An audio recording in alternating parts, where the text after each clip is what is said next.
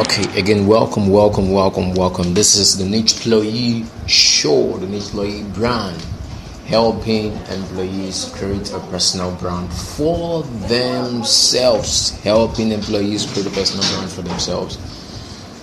Now, I actually started something that has to do with business secrets for employees.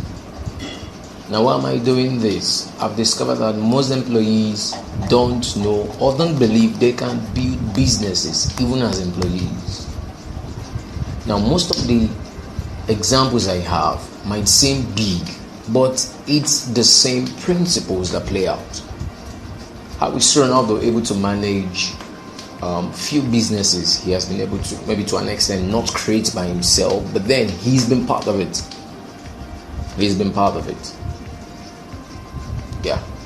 If he does not know what he's doing, if he doesn't know what's happening in his business, he would not be into it.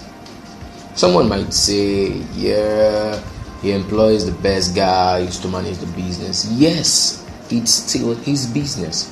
Understanding how to have a team. I think I don't need to go there, but Robert Kiyosaki wrote a book and called it More Important Than Money. A team, something like that. More important than money. I can see the book here. I have a copy. So, if you know how to bring teams together to run an idea, to build solutions from an idea, to do something that can solve a problem, then you have an idea of what an entrepreneur is. So, I want to talk about 3 ways to start a business. 3 ways.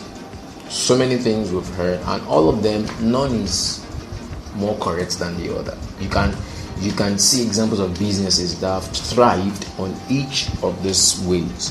The first one is, what do I have? What do you have? Okay, you ask yourself, what do you have? And most especially is peculiar with employees. You don't want to leave your job. Okay, so you might ask yourself, what do I have? What can I build a business on? Okay, so you can think of a skill that you have. You can think of the experience you've built. You can think of maybe an asset you have. You can think of a story. You can think of a dream. There are things you have, and you can build a business from there. Although business is bigger than just a product, but I'm giving you a holistic view. Somebody just spoke with me this afternoon, and then she asked me a question. She was like, she was asking me about books to read to grow our business, books to read to grow small businesses. Yes, to grow our business. And I was like, okay, wow, that I would get back to her. So if you're an employee, I'm thinking, you want to start something small. Okay, don't think too big. You don't have to make it to be as big as Facebook. Start with what you have. There's a second school of thought. I'll go there. Okay, start with what you have. Now, from what you have, you'll get to what? You start asking yourself, what problem can it solve? What problem can your dream solve? What problem can your skill solve? What problem can your experience solve? What problem can the asset you have solve? What problem can your books solve? What problem can whatever you're looking at solve? What problem can your ability, can your gifts solve? That should be the next question. And then who needs it? So this talks about the target market. Okay, who needs it? Now see where I'm coming from. First, what do you have? Then what problem can it solve? Then who is the target market? Then the last thing is you now create a product. You create a product around what you've looked at, researched on. Now, business is bigger than this. I'm giving you elementary, so you don't get all boxed up. The problem we have most times is we have so much information that we are not given the basics on how to start.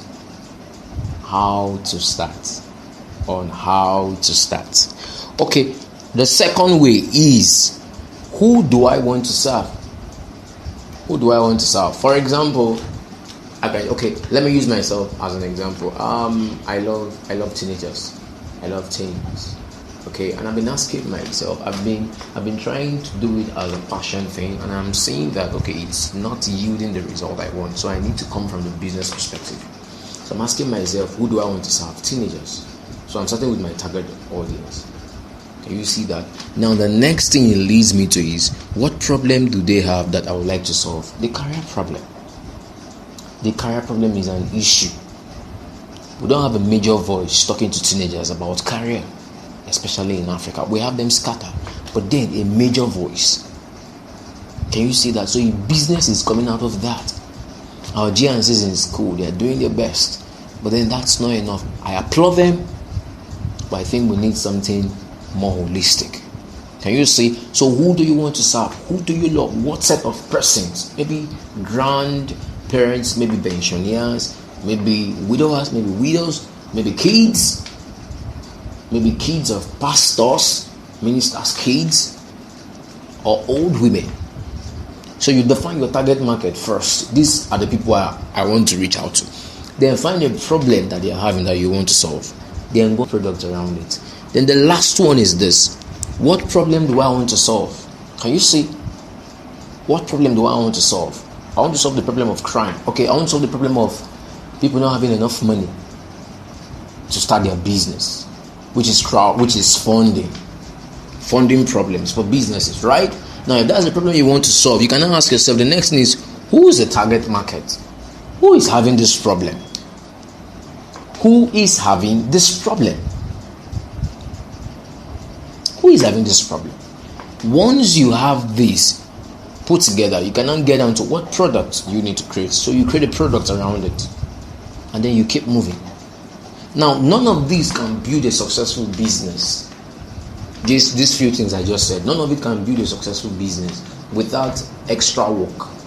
Yes, each of them interplay with each other, like you can see. But then the most important thing I want you to know is, stop thinking about, okay, what problem do I want to solve? Who is my target audience? When you have something with you that you can work with.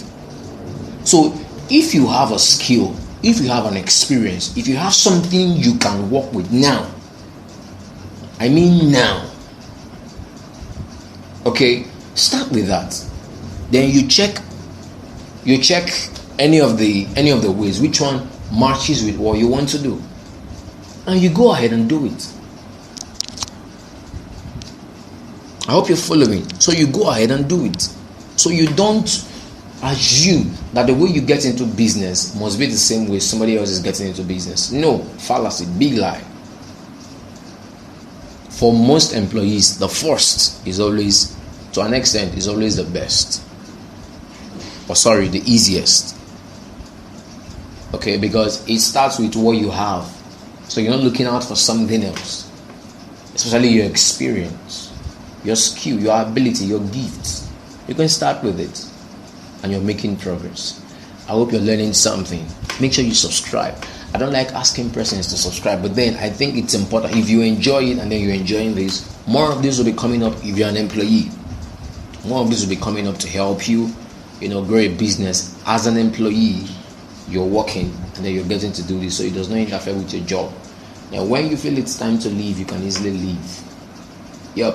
One more time, I'm Chooks Nabonyi Jr. for the Niche Employee.